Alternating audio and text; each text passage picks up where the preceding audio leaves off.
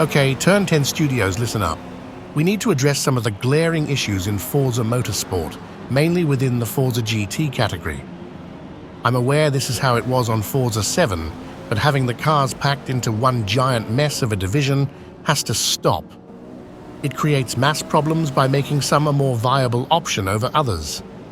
I believe the situation can be remedied by having assigned groups within the Forza GT division. GT1, GT2, GT3, GT, GTLM, GT4, and TA series cars.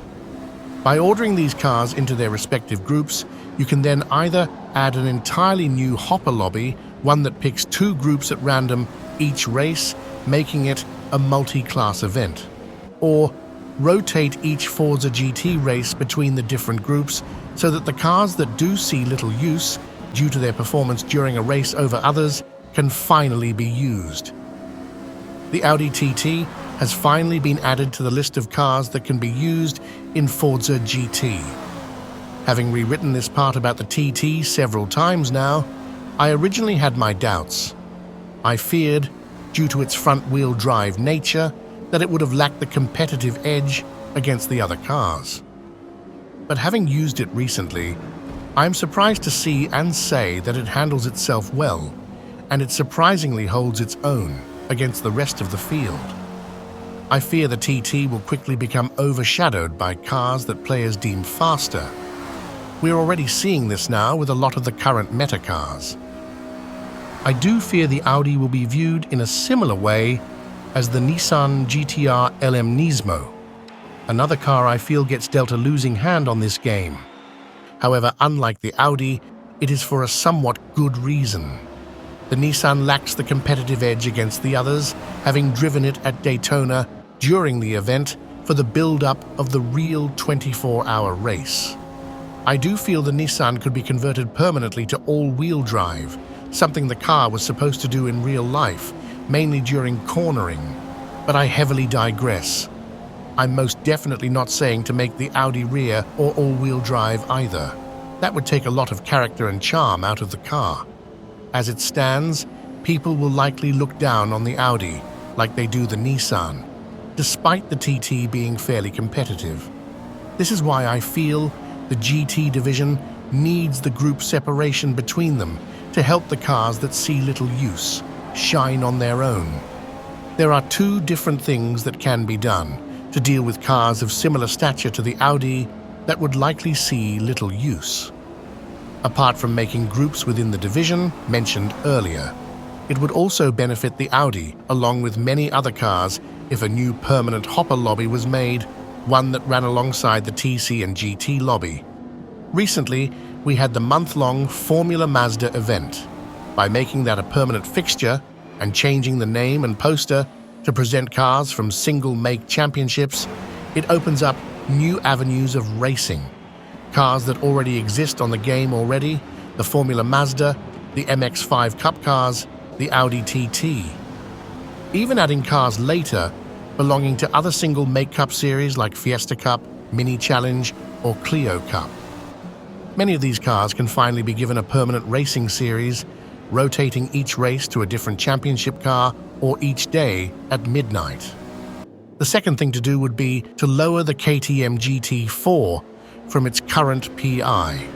I think the KTM would thrive a lot better if the PI was somewhere in the range of S760 to S775.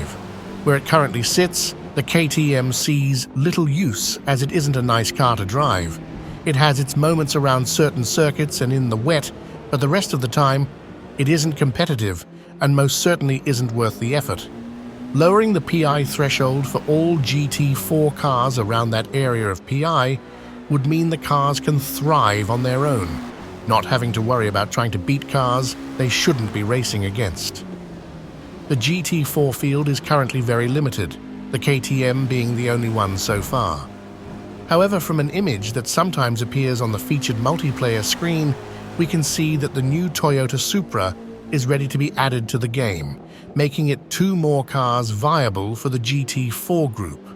The next thing to do would be, if the licensing is still held that is, to bring the Porsche Cayman GT4 from Forza 7, giving it to players for free.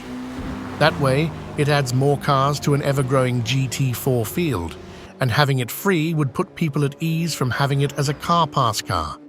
If the licensing has to be renewed, trying to get the full field of GT4 cars with it has to be a must. In order for Turn 10 to make a profit from buying these licenses, what with the game being free for those that have Game Pass, it would mean that DLC packs need to make a comeback. A lot of people will kick up a fuss about the concept of DLC cars making a return, but despite Microsoft owning them, Turn 10 still need to make a profit somewhere, not just through Steam or those that bought the game outright.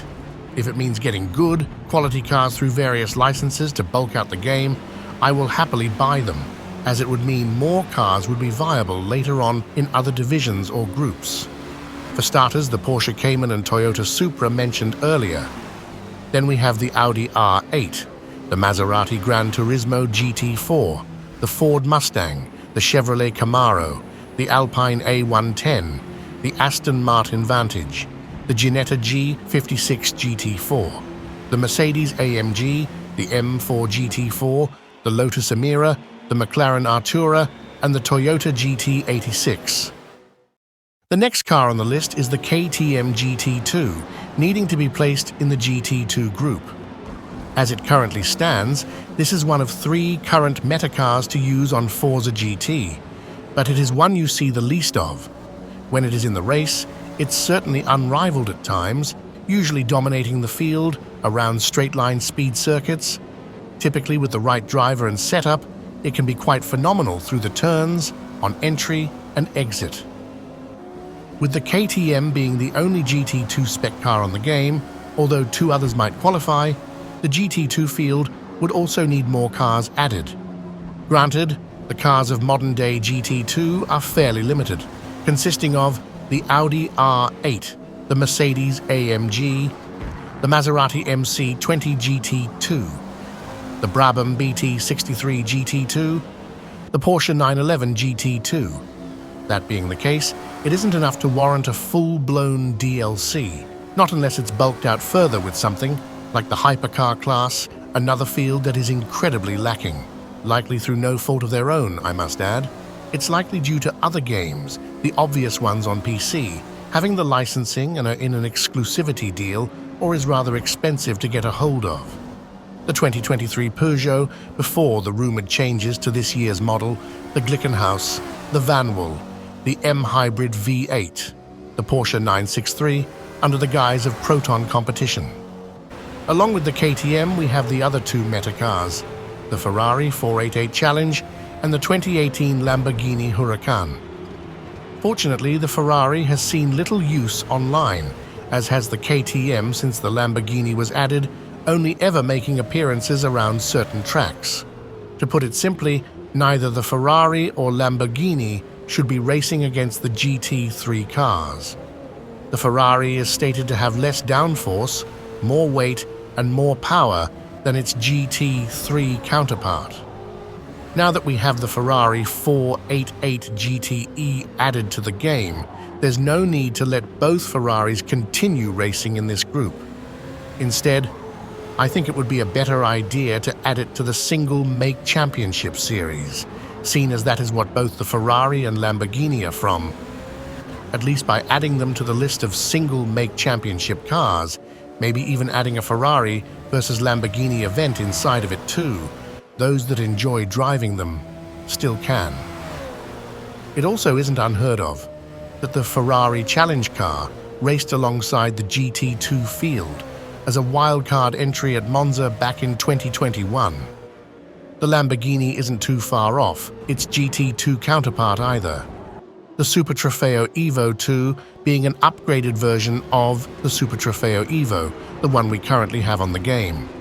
Both the Ferrari and Lamborghini can be placed in the GT2 category, as both typically do go toe-to-toe with the KTM. However, some balancing may be in order for both cars, as they can be far too dominant at times. The problem then lies with the 2015 Lamborghini, both being added at the same time. The 2015 model isn't too far off the pace of its GT3 counterpart, typically being around 1.5 seconds quicker than the old meta cars. That does pose as a slight problem, but it's nothing a bit of power removal or added ballast couldn't solve. I'm happy we have a competitive Lamborghini though. The Essenza just didn't cut it, likely due to the fact it shouldn't be in the current Forza GT division. The Essenza was likely added as an afterthought at launch, due to the lack of any GT model Huracan on the game. I think it's time to add that car back to its real division, that being the modern factory race car. Its original PI is P-Class, meaning it gets heavily downgraded to be able to race alongside the GTs. The Essenza is uncompetitive in its current state. It lacks any form of acceleration off the line, making it an obstacle for others on race starts. The only track I've seen the car do well at is the new Japanese track that Turn 10 made, and even then it's a stretch as it still does poorly on race starts. Very rarely do you see the Essenza in a race, and if you do, it's likely at the back or midfield, as it is very track dependent in its current state. The Essenza has never seen a racing scenario in real life, not under proper racing conditions anyway, door to door, bumper to bumper. At best, it's completed testing laps and demo laps as a part of the GT1 SC, a private race day of sorts where rich people who can afford them can race around to whatever speed and as close to each other as they're comfortable with. In actuality, the modern factory race cars division is essentially the modern-day equivalent of GT1 cars. So having the Essenza added to that division, whilst keeping the division name, it would be good to see it as a GT1 spec lobby to race with the rotation of GT2, 3, 4, and TA cars. After some research on the TA series, I'm starting to understand why the Forza GT category is structured how it is. It seems like because the TA series is a multi-class championship, they are happy to include a lot of the cars in some of the other categories. Considering that we don't have a proper multi-class race setup, I think it would be better to structure the Forza GT category appropriately and separate the classes, especially considering the TA series has a 70 grid slot size, whilst Forza is limited to 24. Unless we get a fully dedicated server to multi-class racing in the future, be it the regular 24-person lobby with 12 in both groups, or a big and bold server for a baby WEC style of racing, GT3, LMP2, hypercar class that can have and handle up to 48 cars. The Challenger, the Corvette, and most likely the Cadillac are being heavily hindered being downgraded to be able to race with the other GT cars. By adding more cars, some free, some as a DLC like the 2010 Jaguar XKR, 2010 Corvette, Mazda RX-7, both the 2011 Mustang and Camaro, and the 2019 Camaro to end it off. The TA class can feel more rounded than just the same one or two cars. Both the TC and the GT lobby are getting old very quickly, both being in dire need of shaking up. I rather enjoy driving the TA cars, and I imagine a lot of other people do too, but they're just uncompetitive around certain tracks. It doesn't help the case that with the current meta cars, the likelihood of people using the TA cars are slim. Lastly, we need to discuss the Australian supercars. These are not GT cars, they're Australia's equivalent to British or World Touring cars. They struggle significantly through the corners in comparison to all the other cars.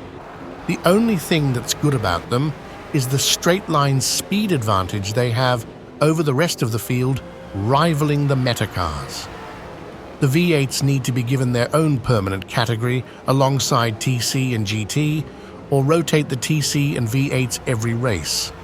More cars also need to be added, as long as the licensing is still viable from Forza 7. The Mercedes and Volvo need to be re-added to complete the field. The addition of the Mustang that replaced the Falcon would be an added bonus, but I imagine certain PC games have an exclusivity deal. Adding the early 2000s models to rotate between the Gen 2 cars, including the Gen 3 cars, would be an added bonus, but not necessary. These things just scratch the surface on what can be done to improve the game and eventually bring the player base back, similar to its old days, like the height of Forza 7. Thank you so much for listening. Likes, comments, shares are greatly appreciated, and remember to subscribe and follow me over on TikTok.